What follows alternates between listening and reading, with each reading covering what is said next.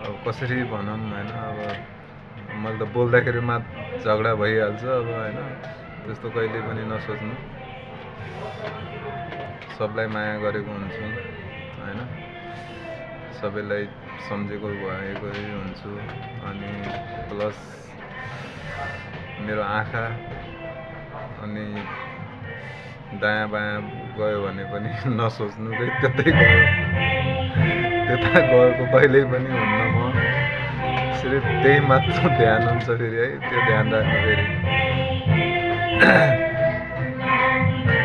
अनि एउटा कुरा अब के भनौँ आज बर्थडे हो होइन विस गरिराखौँ सबैले बोलाइराख जानै पऱ्यो होइन बिर्सिया छु नसोच्नु है सम्झिरहेको छु